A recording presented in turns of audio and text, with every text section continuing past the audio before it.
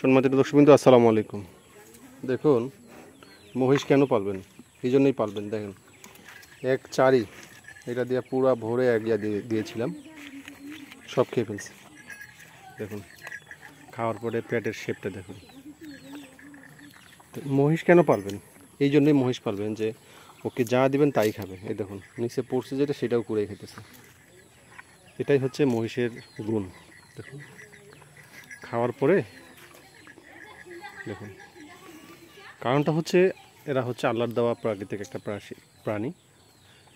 এরা বন জঙ্গলে বসবাস করতো, যা পাইতো তাই খাইতো, এদের কোনো বাছ বিচার ছিল না।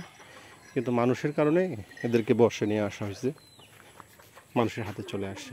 দেখুন, এই জন্যই মহিষ মারবেন। যে আপনার একটা চিন্তা করেন যে আপনার খাওয়ান খরচের ব্যাপারটা যদি আপনি চিন্তা করেন, তাহলে আমার মনে হয় না যে কোনো এলাকায় এই কচুরিপানা পাওয়া যায় না। আপনি যদি নিয়মিত এগুলোকে অভ্যাস করেন, এই কচুরিপানার, তাহলে ওরা নিয়মিতই খাবে। আমি তো আমার খালি ঘাস শর্ট দেখে আমি এগুলো খাওয়াইতেছি, নাহলে আমি সব এগুলো খাওয়াইতাম না, কারণ আমার ঘাস শর্ট পড়ে গেছে। আমার ঘাস আসতে আরও এক সপ্তাহ সময় লাগবে, এরপরে আমার কিন্তু ঘাস চলে আসবে। ডেলি যেরকম ঘাস খাইতাম সেই ঘাস চলে আসবে। কিন্তু যেনারা এই মহিষ পালবেন, এই কচুরিপানাটা কোন এলাকায় পাওয়া যায় না আমাকে আপনারা বলুন? সব এলাকায় পাওয়া যায়। তো আপনি চাইলেই কিন্তু খাবারের 30% এইখান থেকেই আপনি লেস করতে পারবেন, যে আপনি এই কচুরিপানা খাওয়াই 30% লেস করতে পারবেন। দেখুন, দুই একটা পাতা রয়েছে, সেটাও খাইতেছে। তো এটাই হচ্ছে মহিষের লাভ। এটা কিন্তু গরু তেমন একটা খায় না, কিন্তু মহিষ খাচ্ছে। তো যেহেতু খাচ্ছে, তার পেটেরও সমস্যা হচ্ছে না, পায়খানাও ক্লিয়ার আছে, তার মানে আমি খাওয়াবো। তো এটা খাইলে দেখুন, তার মানে আমি এটা খাওয়াবো।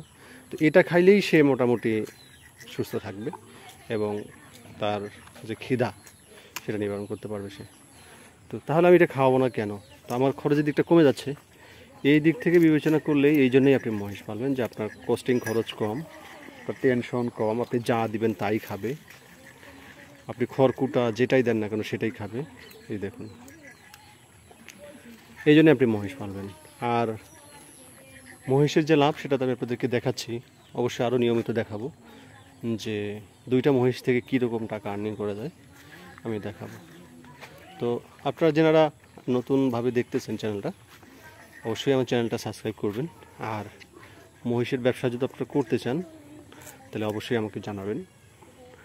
আর এরকম ভালো ভালো বাচ্চা কিন্তু আমাদের এলাকায় একটা হাট আছে। আমাদের এলাকা বলতে কি, আমাদের পার্শ্ববর্তী জেলায় কাহারোল হাট বলে, সেই হাট থেকে এই বাচ্চাগুলো সবাই কালেকশন করে। আমিও ওই বাচ্চাগুলো এখান থেকে কালেক্ট করছি। তো এই জন্য বলতেছি যে মহিষ পালন। গরু তো অনেক পালছেন, দুইটা মহিষ না একটু ট্রাই করে দেখুন। তো সবাই ভালো থাকবেন। আমার ভিডিওটা যদি ভালো লাগে অবশ্যই চ্যানেলটা সাবস্ক্রাইব করবেন। আর যদি কোনো পরামর্শ থাকে অবশ্যই আমাকে পরামর্শ দিবেন, এবং আপনাদের যদি কোনো জিজ্ঞাসা থাকে অবশ্যই আমাকে জিজ্ঞাসা করবেন। কারণ আমি অনেক লোকের সঙ্গে চলতেছি, এই মহিষের ব্যবসা নিয়েই অনেক লোকের সঙ্গে চলতেছি, যেনারা দীর্ঘদিন থেকে মহিষ পালে। এগুলো তো খুব আসলে গ্রামাঞ্চলে সচরাচর দেখা যায় না, এই জন্য আমি খুব দূর দূরান্ত থেকে ভিডিওগুলো কালেকশন করতে হয়। এই জন্য আমার আসলে নিয়মিত ভিডিওগুলো খুব হয় আর কি, দেরিতে দেওয়া হয়।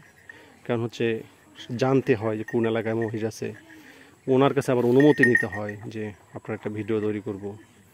উনি অনুমতি দিলে তারপরেই আমার আর কি ভিডিওটা তৈরি করা হয়। তাছাড়া অবশ্য আরেকজনকার মহিষ আমি যে ভিডিও তৈরি করব, এটা অন্যায় হয়ে যাবে অনুমতি না থাকলে।